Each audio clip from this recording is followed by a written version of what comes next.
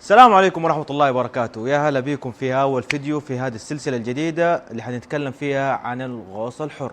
دروس عن الغوص الحر وأنواع النفس وطرق المعادلة، تمارين لإطالة النفس وزيادة مرونة الجسم. خلوكم معايا وتابعوا الفيديوهات. إذا عجبتكم الفيديوهات لا تنسوا تعملوا له لايك وتنشروا الفيديوهات لزملائكم وأصحابكم اللي حابين يتعلموا الغوص الحر، أو حتى الناس اللي ما يعرفوا أصلا إيش هو الغوص الحر.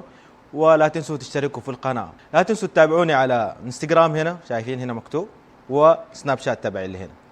قبل أن نبدأ الفيديوهات لازم نتذكر حاجة مهمة جدا جدا جدا جدا، يعني قد ما أقول لكم ما أقدر أوفي حق الموضوع ده أهمية من الجدية. إيش النقطة دي؟ النقطة دي هي إنه حتى لو أخذت الدروس دي وحتى لو تعلمت وصرت محترف في الغوص، لا تغوص أبدا أبدا أبدا أبدا أبدا لحالك. هذه أهم نقطة في جميع الفيديوهات، حكررها تقريبا في جميع الدروس والتمارين اللي حنتكلم عنها. قبل أن ندخل على موضوعنا الرئيسي ناخذ نبذة بسيطة عن الغوص الحر. في كثيرين ما يعرفوا ايش هو الغوص الحر، حتى في بعض الغواصين ما يعرفوا ايش هو الغوص الحر. انا اقصد غواصين السكوبا. في ناس يحسبوا انه الغوص الحر هو السنوركلينج، وهذا اكبر غلط. نرجع لسؤالنا، ايش هو الغوص الحر؟ الغوص الحر عبارة عن رياضة قديمة جدا جدا واستحدثت في السنوات القديمة. كيف يعني قديمة واستحدثت في السنوات القليلة الماضية؟ كيف يعني قديمة واستحدثت في السنوات الماضية؟ زمان قبل أكثر من 100 سنة كانوا أهل الخليج وأهل الساحل الشرقي بالأخص كانوا يغوصوا في الخليج العربي عشان يبحثوا عن اللولو ويستخرجوه ويبيعوه. عرفتوا دحين ليش قلت إنها قديمة؟ طبعا هم ما كانوا يمارسوها كرياضة زي ما احنا بنمارسها دحين، لكن هي الفكرة واحدة، كلنا بنغوص بنفس واحد، سواء كنا احنا بنمارس الرياضة ولا هم زمان كانوا يجمعوا اللولو عشان يبيعوه. طبعا المهنة في الوقت الحالي اندثرت بصعوبتها ومشقتها وعدم وجود المعدات اللي تساعد وتسهل في عملية الغوص. في الوقت الحالي رجع الغوص الحياري أو الغوص الحر كما هو المسمى السائد لنا بتقنيات جديدة ومعدات جديدة اللي ساهمت في تسهيل عملية الغوص الحر، اللي أدى إلى انتشار هذه الرياضة بصفة عالمية جدا كبيرة، وأدى إلى وجود فروع كثيرة لأنواع الغوص الحر، منها الغوص بالوزن الثابت، سحب الحبل، غوص بدون زعانف، وأنواع جدا كثيرة حناخدها بعدين في الفيديوهات القادمة. ولا ننسى مع انتشار الرياضة دي بصفة كبيرة زاد عدد الغواصين اللي يمارسوا الغوص الحر، سواء كان للترفيه أو كان لممارسة الصيد أو للمشاركة في المسابقات العالمية. نتكلم عن المعدات وأنواع الغوص وأنواع البطولات اللي تحصل، لكن في الفيديوهات القادمة. إذا شفت منكم تفاعل، لايكات، كومنتات، تعليقات، نشر الفيديو، إن شاء الله نكمل السلسلة دي بدعمكم. نرجع حق محور حديثنا، ايش هو الغوص الحر؟ الغوص الحر بكل بساطة هو النزول لأقصى عمق ممكن بنفس واحد فقط، بمعدات تختلف عن معدات الغوص بالسكوبا اللي هي التانك والبي سي دي، وده كله يعتمد على مستوى الغواص اللي بيمارس الغوصة. مثلا المستوى الأول في الغوص الحر ممكن ينزل من 10 ل 20 متر، وممكن الممارسين المحترفين للغوص الحر ممكن يكسروا حاجز ال 40 متر، لكن بمعادلات وتقنيات مختلفة. طيب ناخذ بريك من الكلام ده كله، فيديو بسيط ان شاء الله ما يتعدى دقيقة واحدة حتشوفوا الفرق بين الغوص الحر والسكوبا دايف. طبعا الفيديو ده انا مصوره بنفسي وانا اللي نزلت في الغوصة دي بنفسي. ان شاء الله يعجبكم الفيديو، بس لا تروحوا بعيد وتقفلوا الفيديو، في لسه كلام كثير بعد المقطع ده. Shall we begin?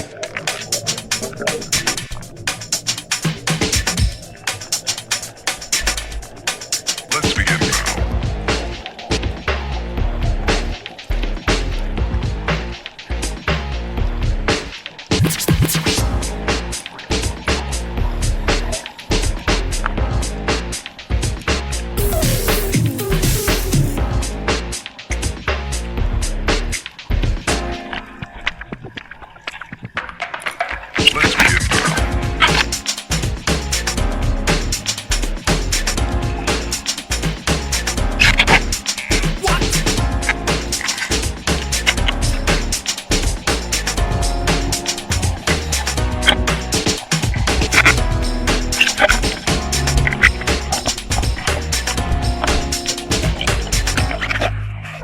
رجعنا لكم بعد الفاصل. طيب درس اليوم وتمرين اليوم حاجة بسيطة جدا لكن فائدتها جدا كبيرة، سواء كنت غواص أو رياضي بشكل عام، او انسان عادي طبيعي ما بتمارس لا رياضه او غوص حر حيفيدك الدرس. حنتكلم اليوم عن النفس وانواع النفس في الغوص الحر.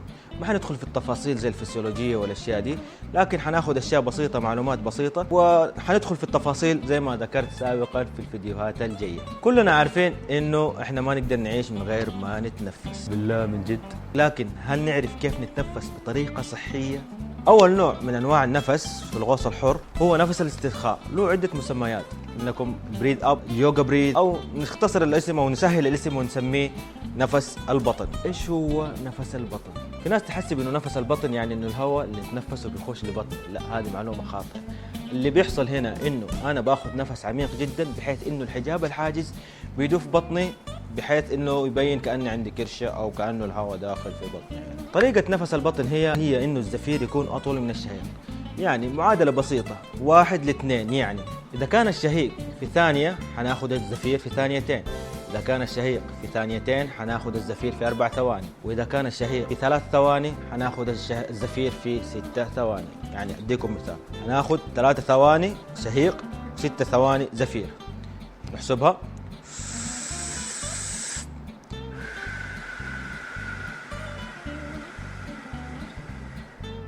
مرة ثانية.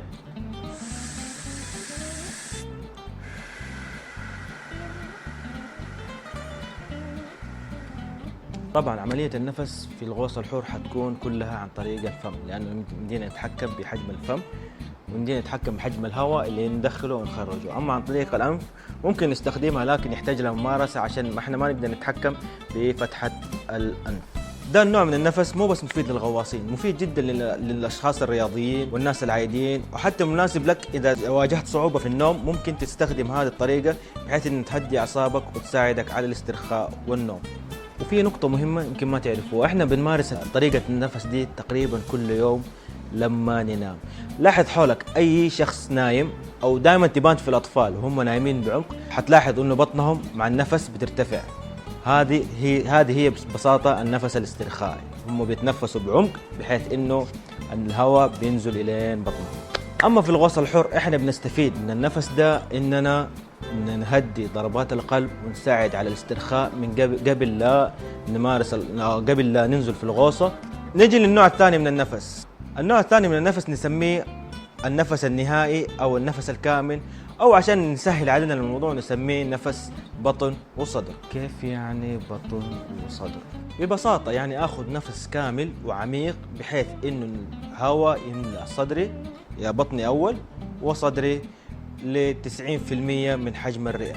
لاحظوا إني قلت 90% من حجم الرئة مو 100%. ليش؟ لأنه أنا إذا أخذت نفس كامل 100% يوصل الهواء هنا اللي حيضايقني في عملية الغوص. ناخذ مثال لطريقة البطن والصدر. هناخذ نفس كامل للبطن والصدر ونخرجه، ونكرر العملية دي من 2 ل4 مرات فقط، ما نزيد عن 4 مرات. ليش؟ إذا زدنا عن 4 مرات ممكن نوصل لحاجة اسمها فرط النفس أو الهايبر فنتيليشن. هذه حالة خطيرة ممكن تطيل زمن الغوصة، لكن لها آثار جانبية جدا سيئة على الغواص. ناخذ بطن صدر.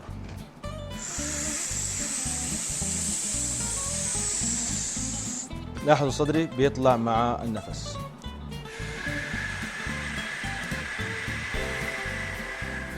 طلعنا النفس كامل، ناخذ نفس كمان.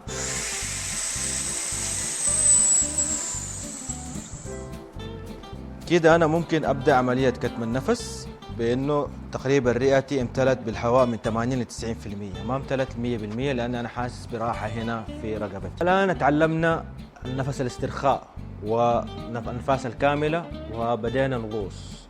نجي لنوع النفس الثالث والأخير اللي هو أهم منهم كلهم الاثنين. إيش هو ذا النفس؟ النوع الثالث والأخير من أنواع النفس، وهو أهم نوع من أنواع النفس، هو الريكفري بريث أو ما يسمى نفس استرداد الحالة الطبيعية.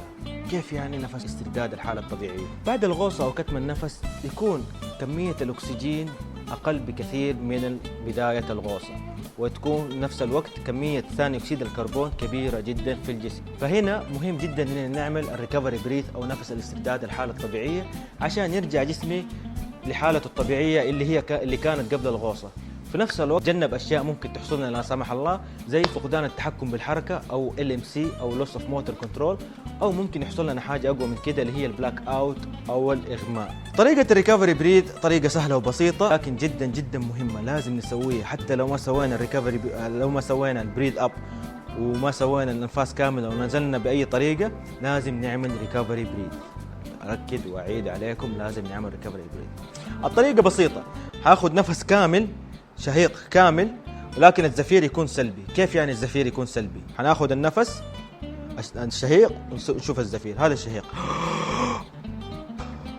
لاحظتوا الحركة دي؟ هذه الحركة حصلت أو جسمي بنفسه سواها، مو أنا أجبرت جسمي إنه يخرج الهواء، لأنه الهواء كان مليان في فمي فاضطر جسمي إنه يطلعه.